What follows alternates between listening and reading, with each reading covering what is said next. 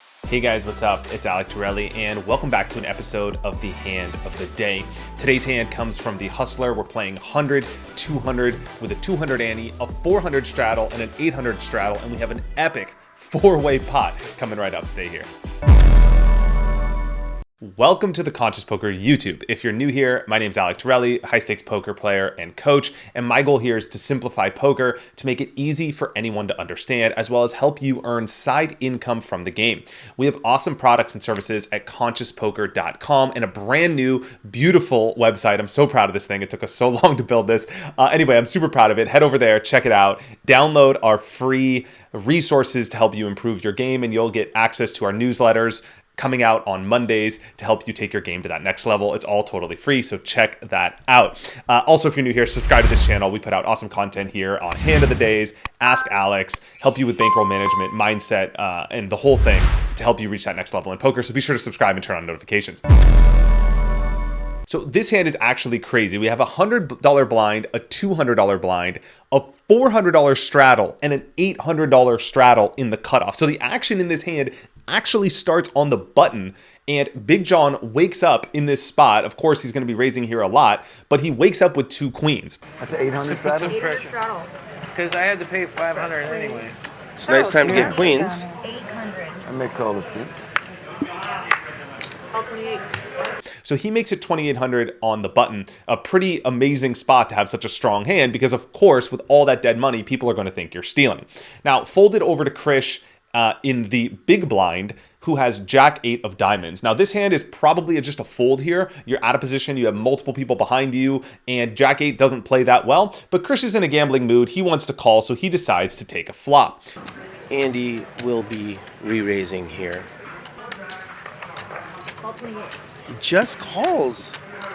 Over to Andy now, who has ace king, and this is a pretty straightforward re-raise here. You have a raise on the button who could have a lot of hands, and then you have Krish calling in the small blind who has a wide range of hands, meaning he's calling with a lot of hands here. If you just call here and you're Andy, you're going to be potentially out of position against the straddle behind you and the double straddle behind you plus the button. So you're going to be potentially playing a five-way pot out of position here with ace king. It's a really tough spot. I would probably rather see a 3-bet here to something like, I don't know, 14,000, 13,000. Go with a big sizing. You're out of position. Make it look like a steal. You only have 50K deep effective. If someone jams 50K, you can just call it off. You're probably ahead of them anyway. So if I'm Andy here, I'm going for a big raise. Andy has plans of his own, though. He decides to call, which is very tricky.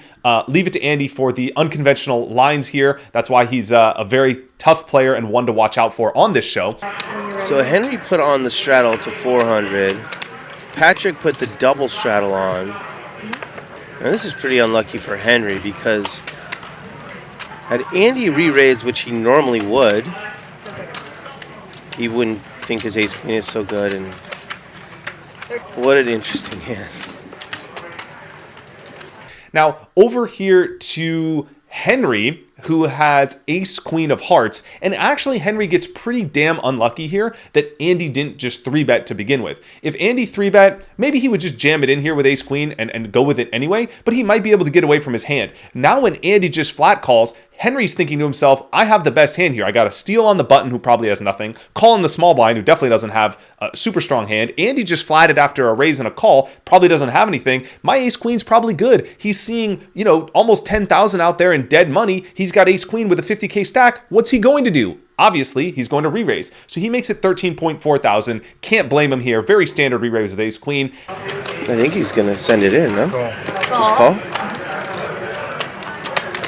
Over to John, who I think has a clear shove in this spot. You have 50K, there's a lot of dead money. The guy who 3-bet could be just stealing. Your queens are probably the best hand. Stick it in here. Deny equity from the players behind you. Force them just to fold. If you call here and they just call, now you're playing a 3-4-way pot with queens, hoping there's no overcard, letting them see the flop. I would rather just jam it in here and go with my hand.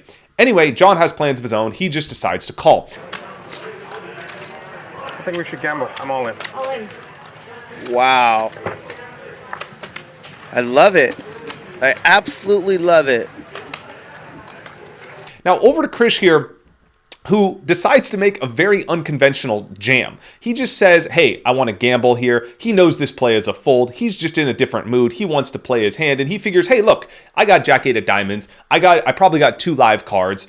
I can make a straight, I can make a flush, I can make 2 pair, and you know what? I might play a 4-way all-in pot, and hey, if I have 25% equity, I'm breaking even in this hand. Why not just gamble and try and quadruple up? Maybe he's stuck and losing in the game. I didn't watch the whole stream, so I don't know, but he's clearly in the mood to gamble. Don't have to tell you that the book says this is a fold. We all know that, but he's in a different mood. That's why he's on the live stream, and that's part of the fun of poker. So he decides to stick it in here. And now Andy is so under-repped. What's he going to do? He's going to go all in too. Now over to Andy, who has a really interesting spot. Andy has to face quite a few different situations here. Number one is he has Henry behind him who 3-bet. Henry could still have kings, aces. He could have premium hands. Big John just flatted Henry's call. So Big John probably doesn't have aces or kings, because if he did, he would have jammed. And Krish, based on how he shoved and based on the fact that he just called originally when Big John raised, Andy knows that Krish doesn't have aces or kings, probably not even queens. He probably thinks Krish has just a gambling hand like pocket 7s or 9-10 suited and just wants to gamble. So if I'm Andy here, I'm really only worried about Henry. And keep in mind, Henry could have a lot of hands here because there was a raise and 2 calls, 3 people in the pot. So Henry's range of hands for re-raising preflop is pretty wide. All this is to say ace-king is definitely a favorite to be the best hand. If I'm Andy and I underplayed my ace-king the first time around, I'm going all in here and I'm sticking it in. If someone has me beat, well, I'm going to hopefully flop 2 pair. So that's what Andy does. Can't blame him. He decides to jam. Now over to Henry here, who is in a pretty tough spot. Well, Henry has a lot. I'm not sure if he'll call, but he has ace-queen suited and he's buried. He knows Krish is in there light. He makes plenty of money. Now, if I'm Henry here, this is actually the toughest spot of the entire hand. We got to think about what all the players have.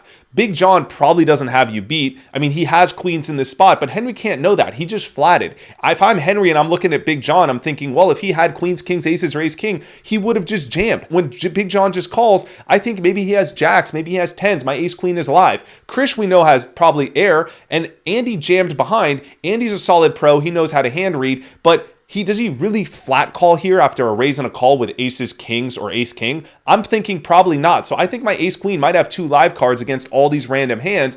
And plus, you're getting great pot odds here. There's multiple people all in behind you.